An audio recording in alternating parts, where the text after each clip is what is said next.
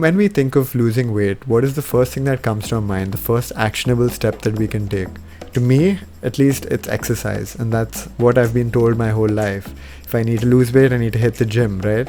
But studies have showed that exercise may not be the magic bullet that we are looking for weight loss. So hey guys, it's Wayne. Welcome back to The More You Know, a series on YouTube where we go through interesting topics that we find on the internet. Today we're going to be talking about the workout paradox. For decades, we've been sold on the idea that exercise is the key to weight loss. It's why gyms are filled on 1st of January every year, and also why fitness influencers make millions. But it turns out if you're looking to drop some serious weight, exercise alone may not cut it. So let's break down how our bodies burn calories, because this is where it gets interesting. We all know that to lose weight, we need to burn more calories than we consume, right? The simple calories in, calories out equation that we've all been taught. So let's talk about how our body burns fat. We have resting metabolism. That is the energy your body needs to keep you alive. It's like for breathing, keeping your heart beating, and all necessary processes. It accounts for the majority of your daily calorie burn. Then we have the thermic effect of food. That is the amount of energy that it takes for your body to burn the food that we consume. And finally, we have physical activity. The one that we're all familiar with, moving around, running, jumping, exercise, or even fidgeting. So what we've been told is if we do more exercise, the amount of calories burned through exercising would be enough for us to lose weight. There is a lot of research that has come out which shows something completely different. Well, to understand this properly, we need to talk about the Hadza people.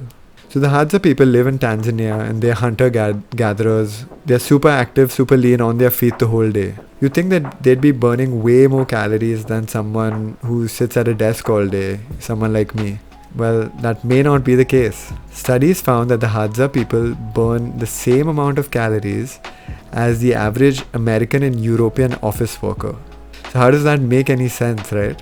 Turns out that our body is a super efficient machine. It has a fixed energy budget, and if you start burning more calories, it compensates in other ways. So if you're out there running marathons, your body might compensate in other ways, like making you lazier throughout the rest of the time, making you want to sit more, making you hungrier and want to eat more, and also maybe sneaking in a few extra hours of sleep. And just like that, your grand calorie burning plan is foiled.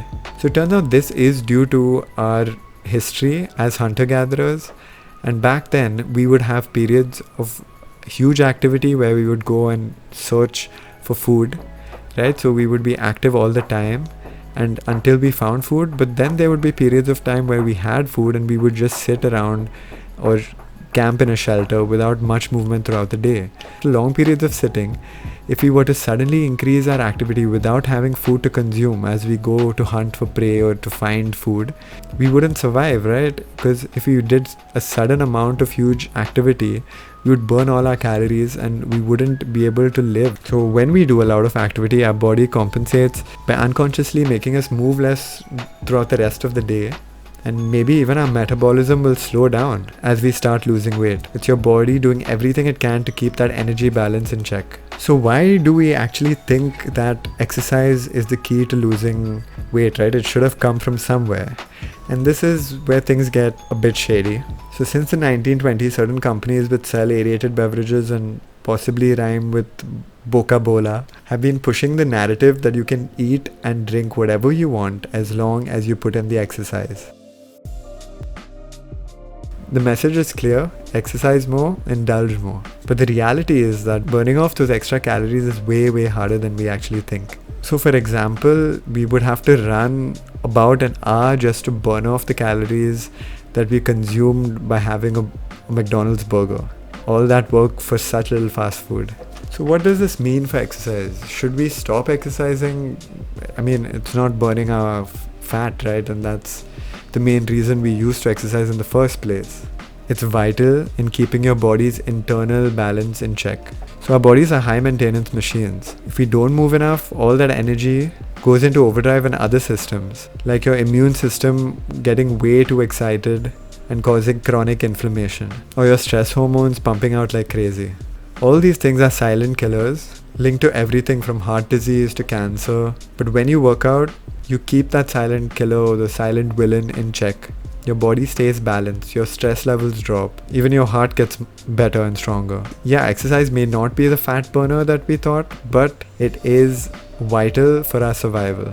Now, before we completely swear off the gym for burning fat, some people disagree. Some people suggest that while exercise alone may not be enough for significant weight loss, it can help maintain the weight loss after we shed the pounds. It's also shown that high intensity workouts like high intensity interval training, when combined with a very controlled diet, can lead to much better weight loss outcomes.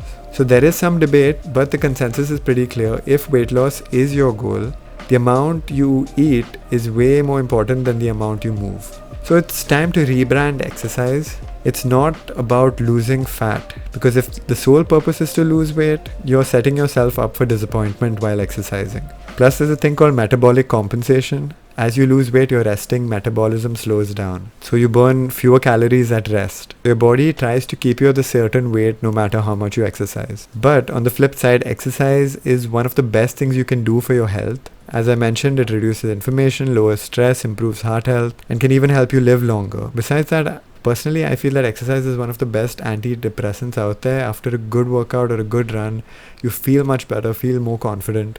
That's as important as anything else, in my opinion. So although it's not helping you lose weight, it's doing something way more important, keeping you healthy, balanced, and strong. Think of it as the maintenance that your body needs to keep it running smoothly, like regular maintenance and changing the oil of your car. But if you want to drop those extra pounds, you got to focus on eating healthier, eating cleaner, and that's a whole different beast altogether. So next time you're sweating it out at the gym, just remember, you're not just out there burning calories, you're actually giving your body the tune-up it needs to feel healthier and live longer. And that, my friends, is worth every drop of sweat. So thanks so much for watching today's video. I hope you enjoyed it. If you enjoyed the topics we covered today, please leave a like, please comment, please subscribe. This helps my channel a lot. It helps me grow. Being a new YouTube channel, it's hard to get reached, but if you could do this, it would mean a lot to me. And if you want to know one of the secrets to living longer, you can check out this video here. Besides that, thanks so much for watching, and I hope to see you here in the next video. See ya.